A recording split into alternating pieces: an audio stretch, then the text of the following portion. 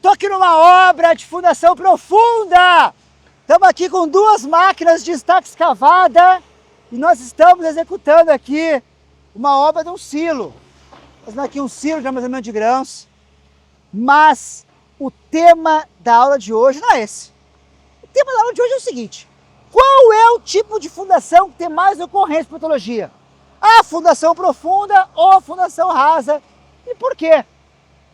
Se você não me conhece, eu sou Vinícius Lourenço e aqui no canal Fundações e Complicações eu ajudo engenheiros a projetar e executar fundações, contenções, sondagens com confiança na prática. Por isso, se você não está inscrito aqui ainda no canal do YouTube do Fundações Sem Complicações, aproveita e te inscreve agora mesmo. Combinado? Bora para a aula? Bora para o conteúdo? Então vem comigo. Bom, é o seguinte.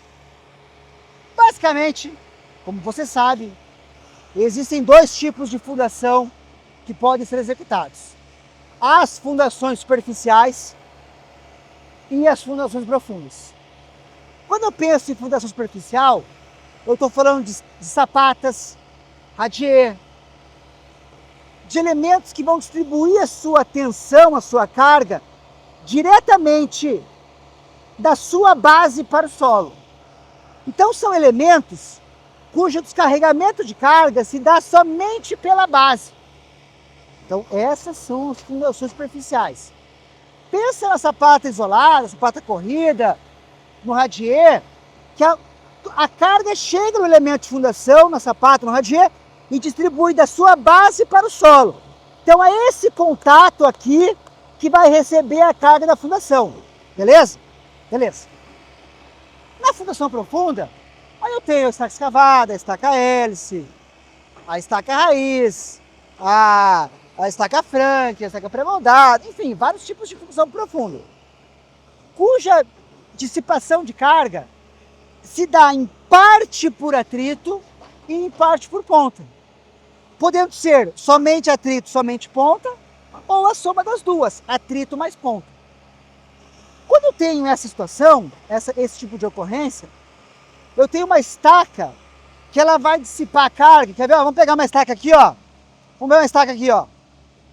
Olha aqui, ó. Essa estaca está escavada, já pronta, armadura inserida, colocada, e a gente já está pronto para concretar ela, tá? Então essa estaca aqui, ela vai dissipar a carga que está chegando da estrutura aqui em cima, ela vai dissipar a carga tanto em profundidade por atrito, quanto na base pela ponta, tá? Então tá, nós entendemos que em fundação superficial eu dissipo a carga somente na base, em fundação profunda eu dissipo a carga atrito mais ponta, beleza? Beleza. Quais são as principais ocorrências de patologias numa fundação? Bom, eu posso ter um estudo inadequado do solo, tá? Mas se eu estudei o solo errado, a fundação superficial ou profunda vai ter erro igual. Então não conta. Eu posso ter feito um projeto errado, mas se o projeto é de fundação superficial ou profunda, se eu errei em um ou em outro, não dá diferença nenhuma. Então se eu errei na sondagem, ou se eu errei no projeto, o problema vai existir igual, então não muda nada, beleza? Beleza. Na execução tem impacto? Opa, tem impacto. Na execução, numa estaca escavada, por exemplo, se eu não limpo bem a minha base, eu posso ter uma perca de resistência de ponta. E aí eu não tenho um bom comportamento da minha ponta. Se a minha estaca fica torta, se foge do eixo, ou seja, processos executivos podem gerar patologias. Na fundação superficial também. Vamos imaginar que o cara não fez uma limpeza da base adequada. Vamos imaginar que ele não apoiou a armadura dele corretamente. Vamos imaginar que eu pedi uma sapata de 1 por 1. O cara usou uma caixaria, a sapata ficou com 90 por 90. Ou seja, são erros de execução que podem ocorrer tanto na profunda quanto na superficial. Então veja, se pode ocorrer nas duas, então não é isso que vai mudar a incidência maior de patologia de uma para outra. Então, projeto, se errou, errou nas duas. Sondagem, se errou, errou nas duas. Execução, as duas podem sair errado, tanto funda quanto superficial. Então, tá, mas onde está o erro então? A patologia em fundação, ela pode ocorrer numa etapa pós-obra. Qual que é a etapa pós-obra? Por exemplo, imagina que essa obra que está pronta, tá? Está pronta. Está prontinha. Obra entregue. Aí, o cara resolveu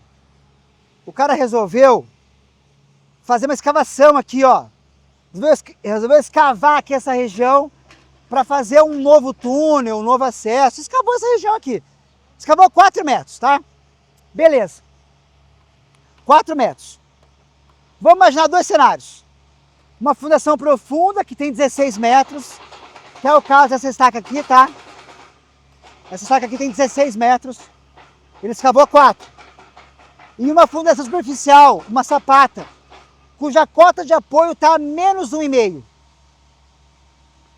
Ora, se eu escavei 4 metros, essa estaca que tinha 16, ela ainda tem 12 metros para dissipar o atrito mais a ponta, para ela absorver essa escavação inadequada rente à minha estaca. Na sapata, se eu escavei perto dela e ela tinha 1,5 metro de profundidade, eu escavei 4, meu amigo, eu matei a tensão dela. Ou seja, houve um desequilíbrio dos bulbos de tensão e a tendência de patologia na sapata é gigantesca. Enquanto na estaca, a tendência é menor, né? Claro, estou dando um exemplo específico aqui, de uma estaca com 16, uma sapata com 1,5. Ah, mas se eu escavei 4 e a minha estaca tinha 8 e a minha sapata tinha 1,5, vai dar problema? Não, não sei. Mas mesmo que você escavou 4, ainda tem 4 para baixo. Ainda tem uma resistência ali para baixo. Agora na sapata, se escavou 4, ela tem 1,5, você já ficou inteiramente sem aquele bulbo de tensão. Então, para uma escavação, a sapata é muito pior. Escavou em volta, a sapata é terrível. Primeiro ponto. Segundo ponto, vibrações. Vamos imaginar que essa região aqui da obra passou a ser uma região de tráfego muito intenso de caminhões e teve equipamento vibratório, e passou isso, e passou rolo, e passou não sei o quê, e comprometeu completamente a nossa execução. Não é que comprometeu, mas é que essa vibração gerou uma energia potencial que não tinha sido prevista. Não tinha sido prevista, tá? Se eu tenho uma estaca ao longo de 16 metros de profundidade, poderia ser 8, poderia ser 12, poderia ser quantos fosse. Essa vibração não vai gerar qualquer impacto nela. Por quê? Porque ela está armada nos primeiros metros. Então, claro, se é uma estaca armada só meio metro, vai dar BO. Ela tem uma estaca armada 4, 6 metros, a tendência é muito baixa de dar problema. É quase zero. Nós temos uma patologia nisso. Claro que eu posso ter uma trinca numa estaca, algo que gera um impacto muito grande. A tendência é muito baixa, Numa sapata, como a sapata é ligada diretamente na base, numa profundidade muito rasa, os finos do solo acabam vibrando, eles acabam se reposicionando. E esse reposicionamento, ele pode gerar uma diferença de tensão admissível. Eu posso ter uma reorganização dos grãos do solo e a gente pode ter uma diferença de tensão admissível na base. Então, vibrações em regiões de fundação superficial são muito perigosas. Podem gerar impacto, podem gerar problemas. Então, segundo caso, vibração, problema em fundações superficiais. Terceiro caso, água, corrente de água. Uma vez era 10 horas da manhã, o cliente me ligou. Falou, Vinícius, minha casa está trincando. Eu falei, mas o que aconteceu? Cara, não sei, tá aqui um lado da casa, tá totalmente trincado e tal, né? Aí eu falei, vamos aí, né? Vamos dar uma olhada. Só que é o seguinte, aquela obra era uma obra que o projeto era meu em Sapata. Eu tinha feito em Sapata o projeto e nós tínhamos, inclusive, acompanhado a execução, acompanhei a concretagem das sapatas e zero problema, tudo certo. Zero problema. Beleza. Projeto ok, tinha sondagem, execução ok, beleza. Cheguei na casa, cara, a trinca era gigantesca, assim, sabe? Era já uma rachadura, já colocava a mão já dentro, né? Aí tava assim, ó, era visível, a trinca fazia uma inclinação, né? A gente conseguia observar que era naquela sapata, naquele pilar mesmo, o recalque. Aí começamos a andar um lado pro outro, andar, e vai pro lado, vai pro outro. Aí eu falei pra dona, falei assim, cara, mas me fala, tem alguma coisa que aconteceu nessa região? Teve uma ampliação, alguma coisa, uma sobrecarga? Falei, não, isso não teve. Falei, tá, e quando chove aqui? Ah, quando chove, cara, acumula uma água nessa região aqui, ó. Acumula uma água, todas as calhas jogam pra cá. Mas não tem uma drenagem, nada, não tem um poço pra água correr. Não. Aqui em Poço inunda tudo. Eu falei, meu Deus do céu. Fazer o seguinte, chamei as minhas equipes lá, meus funcionários, falei, vamos fazer um poço de pressão, vamos escavar ao lado dessa sapata e vamos ver o que aconteceu. Quando a gente escavou aquilo lá, nós nos deparamos com um tipo de fundação que talvez você não conheça, que é a sapata aérea. Não é a sapata aérea? Mas, não, a sapata aérea. Ela estava completamente sem nada apoiada. Ela estava sem nada. Tipo, o solo estava aqui e ela estava aqui, ó. Estava voando, o sapato estava voando. Então a gente, obviamente, ela estava recalcando, né? E ela estava jogando a carga para as outras estruturas. E a gente então teve que fazer todo um reforço daquela sapata.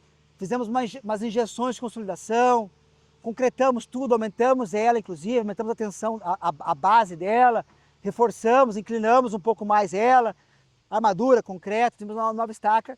E aí, obviamente, que o problema foi resolvido com a alteração, né, das calhas, jogando para um dreno e canalizando essa água para fora.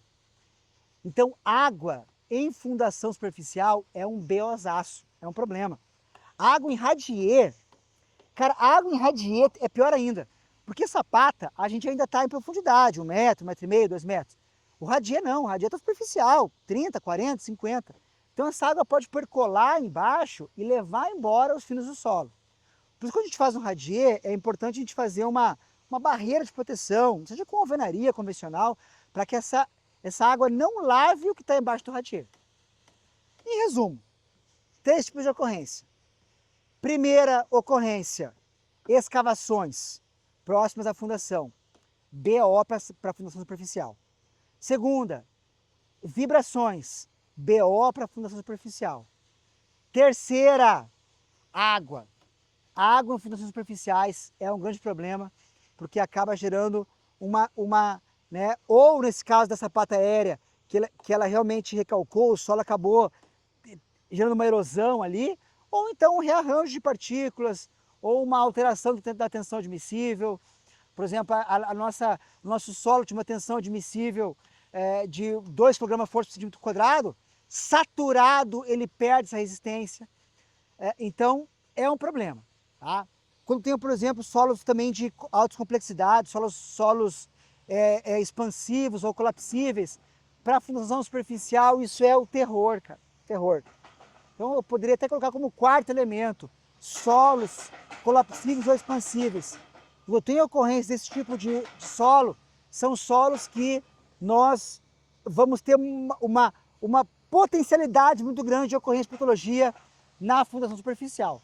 Então a gente realmente tem que tomar esse cuidado e sempre avaliar, sempre estudar bem nos nossos projetos para que a gente faça a escolha correta. Veja, eu não estou falando para você não fazer uma fundação superficial. É pelo contrário, a gente faz e faz muito. Só que tem que tomar cuidado e tem que se precaver com esses 4 tipos de ocorrência para que você não tenha uma patologia futura na sua obra. Bacana? Eu espero que você tenha gostado de mais um vídeo aqui do canal Fundações Sem Complicações. Lembrando que se você não segue aqui o canal ainda, aproveita para seguir agora mesmo. Grande beijo, grande abraço, fique com Deus e até a próxima.